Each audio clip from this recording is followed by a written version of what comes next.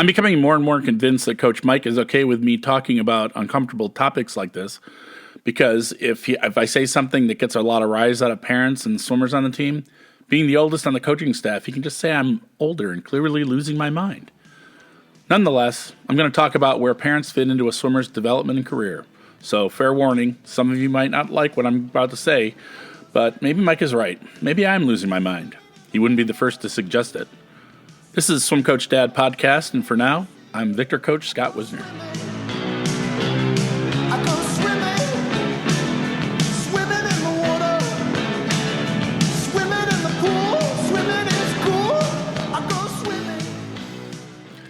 I had a conversation years ago with a swimming colleague, Guy Edson, who I got to know when I was in high school when he was a swim coach with the Syracuse Chargers. Guy was the technical director of ASCA, the American Swimming Coaches Association, for more than 30 years, so he was well experienced with swimming parents, even back then. We were talking about the role of parents on swim teams and in the development of swimmers on a swim club. He was adamant that of all the resources that a coach has, parents can be the most valuable. I had said to him kind of tongue-in-cheek that years ago, when I was a kid, I had heard a highly experienced, highly successful coach in our LSC say that the best swim team to coach was one in an orphanage. We agreed that while that was funny, it was looking at the role of parents in a most negative way.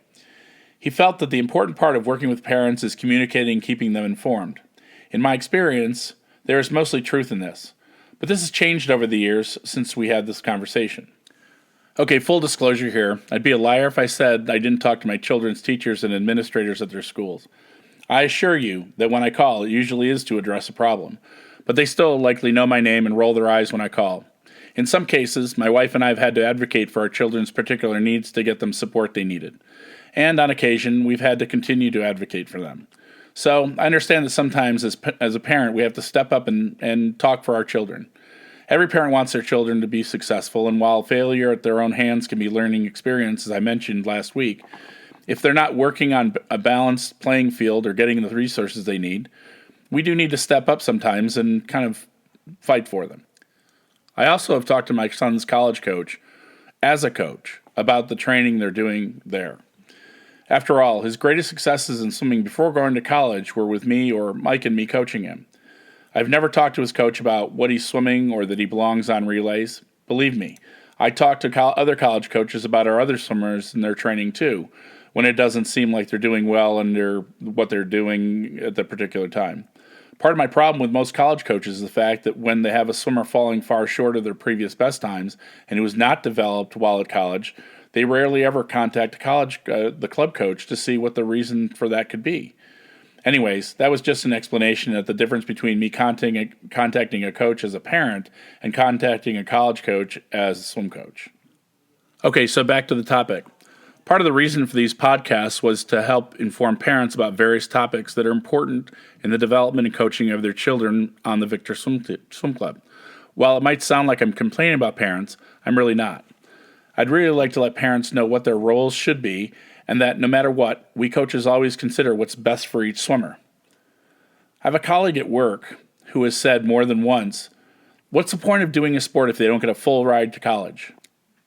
It occurred to me that not all parents think the way some of us do, and that is part of the problem with youth sports. The parents have expectations that are often unreasonable, and they put pressure on their kids to perform better and get that college scholarship. That, you'll find in a few episodes, is not likely. There's lots of articles being written about parents and youth sports and how there's a problem there. To get there, they push the coaches to do more for their kids, and they communicate with the coaches in a way that is more aggressive than is reasonable. I hear this parent talk on the phone to the coaches on their teams that their kids participate on, and she sounds like a crazy person demanding really unreasonable things of the coach, some of which would be bad for the teams her kids are on anyways. I'm really glad when I hear her talk that she's not a parent that I have to deal with. Unfortunately, we do get more and more complaints from parents about subjects that are not helpful to the swimmer or the club. Let me give you some examples of actual complaints we get. One of the complaints that we get is very typical, and I've covered this before, and it sounds something like, my kid isn't being challenged to their talent level, and so she needs to be in the senior group, or he needs to be in the senior group. There's this idea among parents that the higher the group, the better the coaching. This is a frequent complaint and something I've mentioned in previous podcasts. We were once pushed into moving a swimmer up to the senior group for these same reasons. So after quite a bit of arguing with the parent, we moved the swimmer up to the senior group where she struggled to make intervals and do the workouts properly. We tried to make adjustments, but clearly she was unhappy in the group because she was struggling so.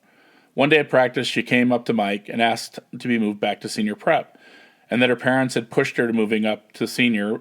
She didn't want to be moved up. So we were put in the position of having the swimmer want to be in one group and the parents adamant about her staying in the senior group.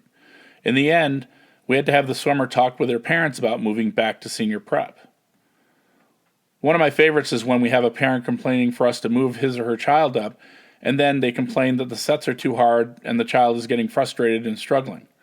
The obvious solution is to move the swimmer back to the lower group, but the parent wants the swimmer to stay in the higher group. So, in a backward way, the parent is asking us to lower the level of the training to accommodate the swimmer.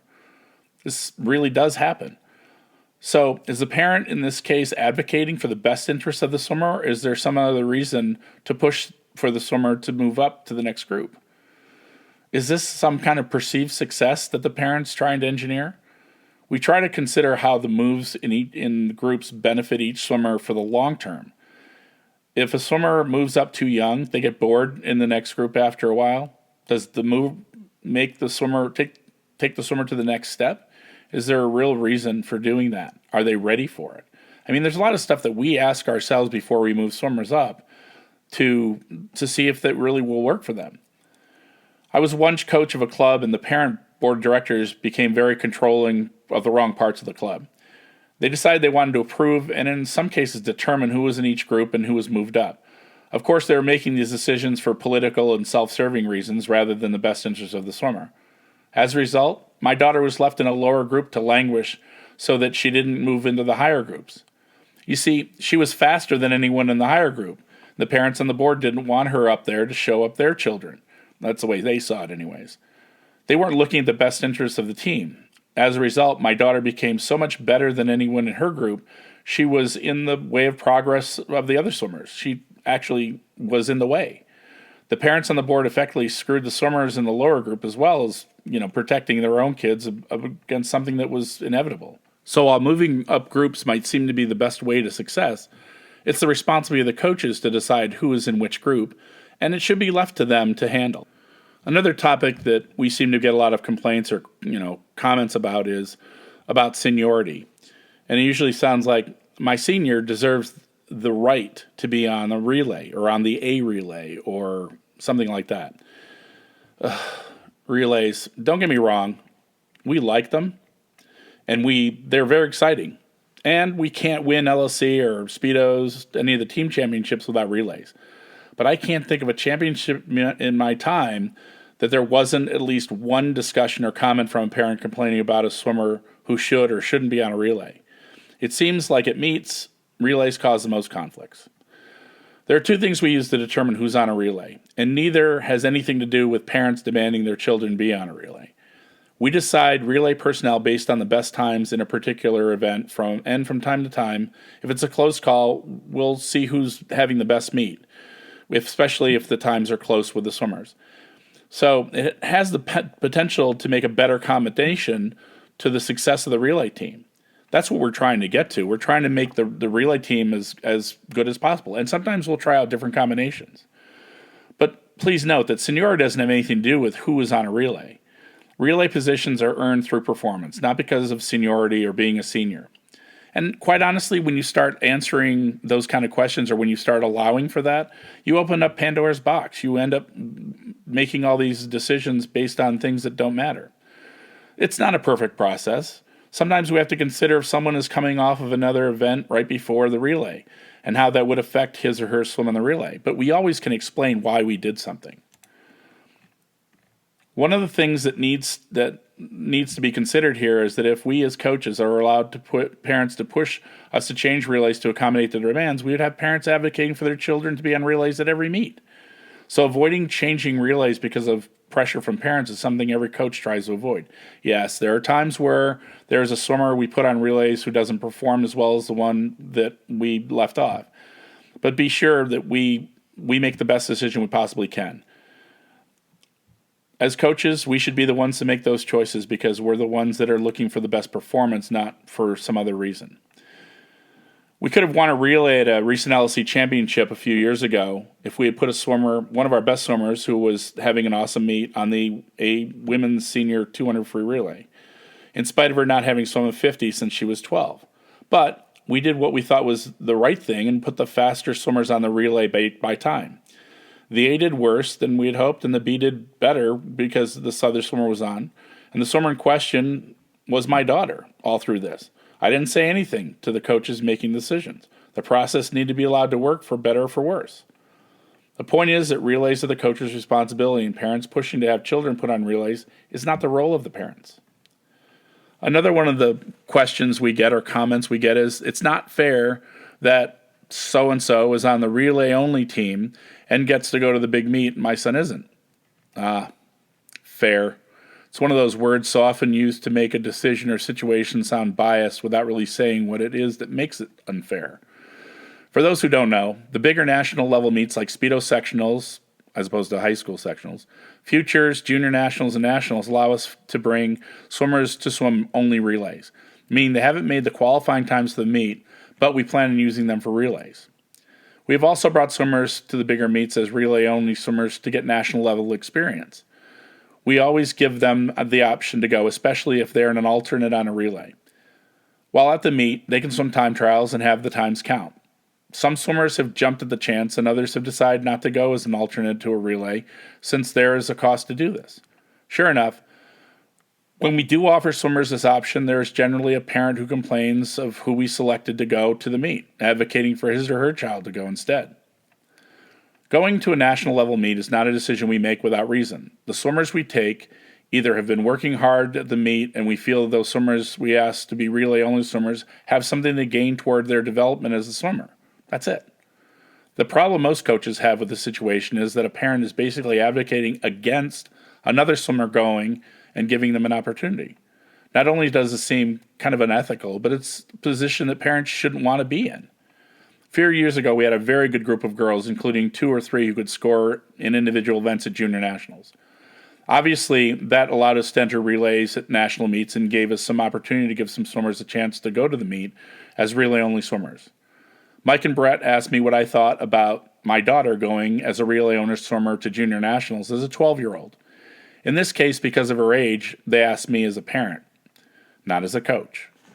My wife and I talked it over, and in the end, we decided to talk to our daughter about it, and then we decided to let her go to another big meet in her age group rather than going to juniors. We felt that it was going to be better for her development to go to this other meet rather than swim time trials and a relay at juniors, even though her brother was swimming there, and it would have been more convenient for us. Both kids going to one meet instead of us being split up between 2 pools. I know that while all this is being decided, other parents were taking shots at other swimmers asking to go to the meet, advocating for their children to go instead of others. This idea of it not being fair was really thrown around liberally. What it meant in each case was the parent wanted his or her child to be given the opportunity, and saying somehow it isn't fair was a reason they could give without being specific. These opportunities can be difficult on the swimmers, even though parents only see them as positive. The stress of being on a relay up at that level and not performing can have negative consequences in the future for the swimmers. They feel the pressure of having to perform, and if they don't, they feel responsible for the team not doing well. Coaches making decisions because we're in the best position to decide who should be put in that pressure position and given that opportunity. Another question is, my daughter's high school varsity times are faster than so-and-so's, even though they may not be close right now, and she deserves to be on the relay right now. This is another kind of one of these things where something is justifying a means to an end. We're interested in how our swimmers do in high school, but we don't give high school swims any more consideration than any other swims. We certainly don't put a lot of stock in who beats who in high school meets. Swimming is basically a simple sport.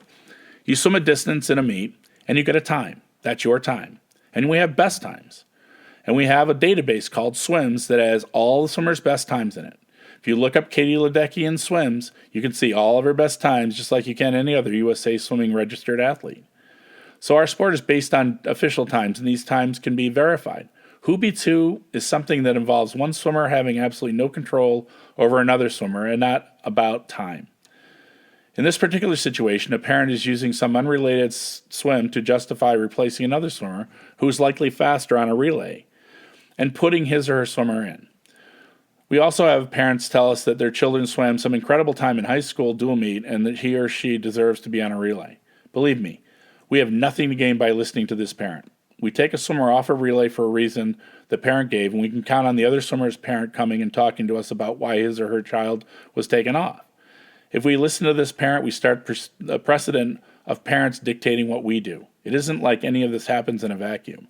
Other parents see what they can push the coaches to do when they ask them to, and all of them will push for their children in the same way. In the end, this is why coaches are the ones who should be responsible for who's on a relay. These are basically the kind of complaints that parents have had. Most of the time, the swimmers who are involved don't have any idea his or her parents are talking to the coach about any of these situations. If they know their parents are advocating for them, they realize how this looks to their teammates, and they don't want to be put in that position where one of their teammates is taken off a relay or taken out of a meet or loses an opportunity because of them. When a swimmer moves up a group and his or her friends aren't, they don't feel better about about the move usually. They feel like they aren't going to see their friends anymore. And that's a big part of the sport, as I've explained. Okay, when it comes to youth sports, swimming has a lot going for it. Swimming is one of those life skills everyone should be able to do as a matter of safety around water. So competitive swimming is an extension of that, learning a necessary skill proficiently and a sport that can be done for their entire lives. It's a relatively safe sport, and for colleges, it's the lowest injury rate of the 25 NCAA championship sports. Club sport gives everyone a chance to swim in meets, whereas in youth team sports, a coach has to decide who gets to play. While not all coaches are equal, USA Swimming requires all coaches to be certified to coach in both terms of safety and technically. When my children played lacrosse, both of them, which in our part of the world started when they were both 5, the coaches were a couple of parents of other players on the team who had played lacrosse. There was no coach certification process at all. It seemed that in some cases over those years, players in the social group of that particular coach were given more playing time. In competitive swimming, in addition to USA Swimming certification, there's ASCA, the American Swimming Coaches Association, the organization that provides additional coaching support and training for all levels of coaches. All in all, the coaches on the pool deck are among the most certified and trained in youth sports. Again, that doesn't mean that all swimming coaches in USA Swimming are equal, but at least we have the same minimum requirements. In order to be a USA Swimming certified coach, we have to take Foundations of Coaching, which is a basic course on coaching swimming. Certainly, that couldn't be all-encompassing because it's a huge subject, but it does serve as a basis for further learning. In addition, there are certifications in safety, CPR, AED use, concussion protocol, there are background checks, athlete protection certification, and training on doping regulations. These aren't just done once. Other than Foundations of Coaching, everything has to be recertified every year or two. So what does that have to do with working with parents in swimming? Well, as I've explained, parent communication with coaches often has to do with parents making requests, or sometimes demands, of coaches requiring the placement of their swimmers in groups, on relays, or asking for different coaching of their swimmers. Unlike most other youth sports, USA Swimming certified coaches have more requirements before they can even be on deck. Especially in the Victor Swim Club staff, we're all trained and we all have a lot of experience among us. We're not just people who decide to coach. I'm always surprised, even after all these years, that parents talk to coaches like we're somehow not professionals, not trained or educated in the sport. And maybe that's because most other sports don't have coaches that are as certified and trained as we are. Maybe it's because the role of parents in sports has changed since I started coaching. When I was coaching in Fort Lauderdale, I think I knew maybe 10 of the 300 parents on the team. The Hall of Fame pool staff ran the meets, and so we didn't have parents around for that. The club was coach-owned with an advisory board of former swimming parents, so we didn't have parents involved that way. And back 32 years ago, parents weren't advocating for their children nearly as much as they are now. Believe me, we were getting top dollar for the swimmers to swim with us, more than, probably on an inflation-based level, more than we get now. But even in that environment, we set terms of being on the team. Parents accepted that we were working in the best interests of their children. We see the swimmers on deck at every practice. We watch them train. We watch them race. We know the swimmers as swimmers, not as our kids. We're coaching a team of swimmers and not just one swimmer. We're trying to develop all of them to be as good as they can be. We see how what we do with them as a group influences them as a team. We see when we have high standards and expectations, we push them to be better. If we set low standards and low expectations, we push them to mediocrity. We test them, we push them so that they adapt physically and mentally to handle the stress of racing and long meets. We teach them and we encourage them, all of them, regardless of their last names. You've heard me say in the past podcasts that coaches, for the most part, have little to gain by unnecessarily holding swimmers back. We're all judged by long-term success of our athletes as individuals and as a team, as also as people. Now, many of you will say that since I'm a coach and a parent, what the heck do I know about being a parent of a swimmer? Well, this is a more complicated situation and more often costs my kids opportunities. When my son first started swimming, my wife and I decided we weren't going to coach at all. We were just going to sit in the stands with the other parents and let the coaches coach him. The team was dysfunctional and the coaching was mediocre, and we didn't meddle at all in spite of that. We just sat there and kept our mouths closed. But at the end of his first season, a couple of friends of ours, people we knew from Masters Swimming who had a son on the team, and we knew them well before that, they came to us with the club president and told him we're coaches and we needed to coach on the club. Well, that led us to being asked to coach for the club and then become head coach. When we were asked to coach, I contacted several of my swimming friends who were coaching or who had coached their own kids. These friends had coached their kids who were world class, national class, just good swimmers. And each one said that we shouldn't coach our kids. It was pretty cut and dry. They all warned that it would strain the relationship between our children and us as parents. One of my college friends who coaches in the Orlando area had coached all three of his boys, one of whom still is an NCAA Division III record holder in a couple of events, and the other is currently a Division I All-American. He said if we were to coach our kids, we had to separate our roles as coaches and parents, and that's not an easy thing to do. He had, in fact, thrown his oldest son out of practice numerous times for talking to him as his coach in an unacceptable way. They had a strict rule of no talking about swimming by the parents unless the swimmer initiated it at home. As a result, I found that I often ignored my children in practice, so it wasn't perceived by others that I was coaching them more than others. I also usually have them talk to Coach Mike rather than me because he's the head coach and not their parent. I've taken both my children out of meets and off relays to give another swimmer a chance. Once, my son was accused of hiding another swimmer's clothes in the locker room when I was coaching a club in Syracuse. This swimmer was one of his best friends who was the victim of this prank.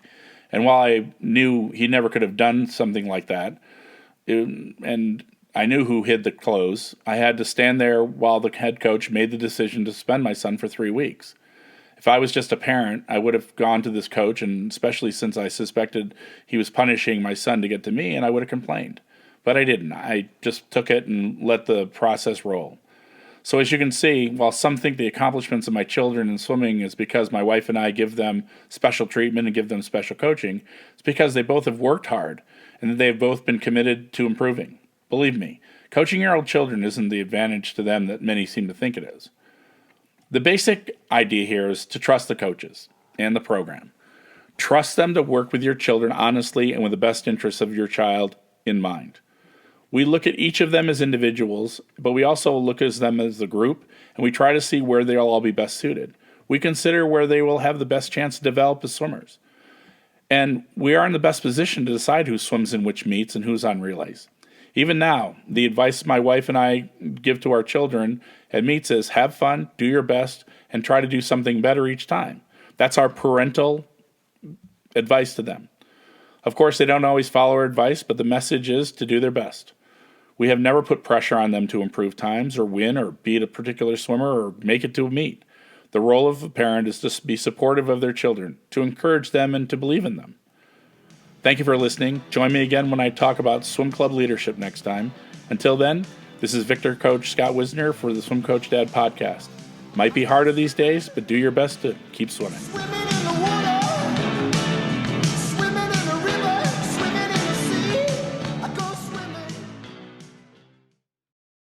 I'm becoming more and more